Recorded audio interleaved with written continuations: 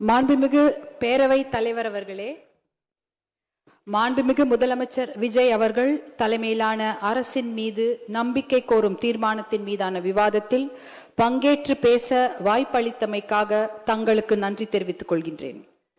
சமூக நீதி, ஜனநாயகம், சமத்துவம் என்பதுதான் பாட்டாளி மக்கள் கட்சியின் கொள்கையாகும். இந்த கொள்கை நோக்கங்களை எட்டுவதற்காகத்தான் பாட்டாளி மக்கள் கட்சி தொடர்ந்து பாடுபடுகிறது. போதை இல்லாத தமிழ்நாடு, சமூக நீதி மற்றும் வளர்ச்சியில் சிறந்த புதியதோர் தமிழகம் படைப்போம் என்பதுதான் பாட்டாளி மக்கள் கட்சியின் நிலைப்பாடு ஆகும்.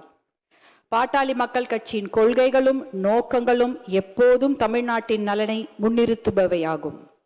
தமிழ்நாட்டில் 69% இட ஒதுக்கீட்டை பாதுகாக்க சமூக நீதி கணக்கெடுப்பு எனப்படும் சாதிவாரி சர்வே நடத்த வேண்டும். அதன் அடிப்படையில் அனைத்து சமூகங்களுக்கும் விகிதாச்சார பிரதிநிதித்துவம் அளிக்கப்பட வேண்டும். பெண்களின் பாதுகாப்பையும் முன்னேற்றத்தையும் உறுதி செய்ய வேண்டும். முழு மதுவிலக்கு மற்றும் போதைப் பொருட்களை முற்றிலுமாக ஒழிக்க வேண்டும். நீர் மேலாண்மைக்கு முக்கியத்துவம் அளித்து பாசன திட்டங்களை செயல்படுத்த வேண்டும். அனைத்து வேளாண் விளை பொருட்களுக்கும் விலை நிர்ணயம் செய்தல், கொள்முதல் செய்யப்படுவதை உறுதி செய்தல், உழவர்களின் வாழ்க்கை தரத்தை உயர்த்துதல், தரமான திறன் சார்ந்த கல்வி இலவசமாக வழங்கப்படுவதை உறுதி செய்தல், இளைஞர்களுக்கு அரசு மற்றும் தனியார் வேலை வாய்ப்புகளை உருவாக்கி வழங்குதல், தனியார் வேலை வாய்ப்புகளில் 80 விழுக்காட்டை தமிழக இளைஞர்களுக்கு வழங்க சட்டம் இயற்றுதல்,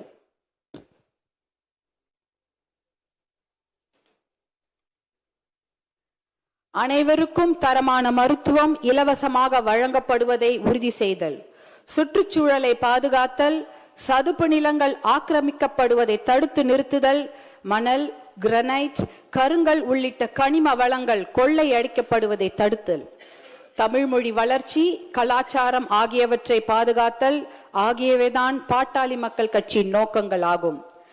மாண்புமிகு முதலமைச்சர் அவர்கள் தலைமையிலான ஆளுங்கட்சியும் சட்டப்பேரவை தேர்தலுக்கு முன்பாக வெளியிட்ட தேர்தல் அறிக்கையில் பாட்டாளி மக்கள் கட்சியின் கொள்கைகள், நோக்கங்கள் ஆகியவற்றுக்கு ஒத்துப்போகும் வகையில்தான் வாக்குறுதிகளை வழங்கியது.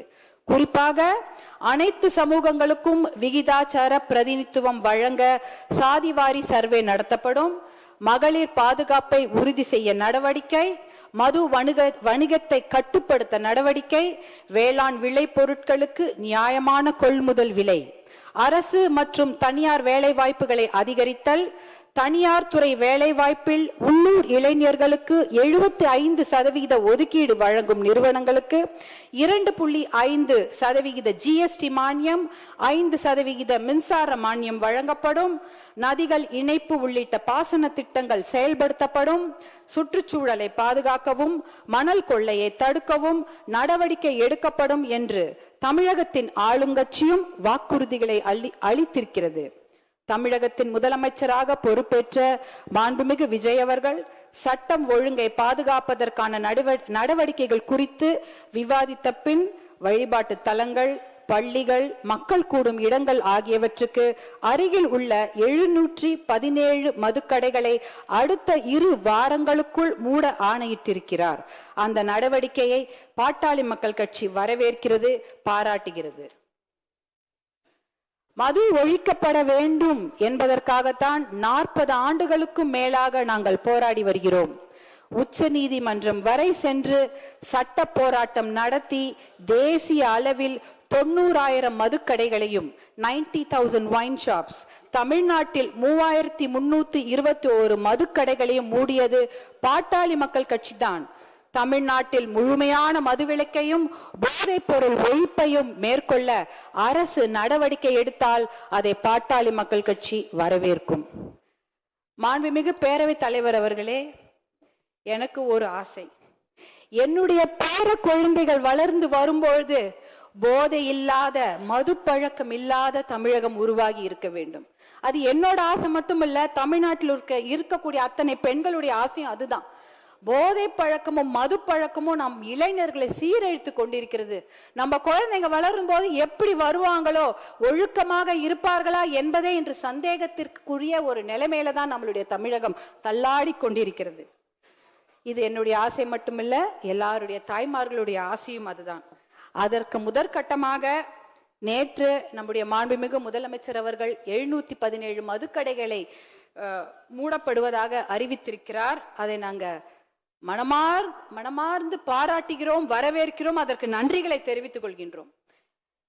ஏன்னா நான் இந்த நேரத்தில் என் மீது அன்பு வைத்து பாசம் வைத்து என்னை இந்த சட்டப்பேரவைக்கு தேர்ந்தெடுத்த தர்மபுரி தொகுதி மக்களுக்கு என்னுடைய கோடானு கோடி நன்றிகளை இந்த நேரத்தில் தெரிவித்துக் கொள்கின்றேன். ஏனென்றால் தர்மபுரி மாவட்டத்தில் தான் மது பழக்கம் என்பது அதிகமாகவும் மது வணிகம் என்பது அதிகமாகவும் இருக்கிறது.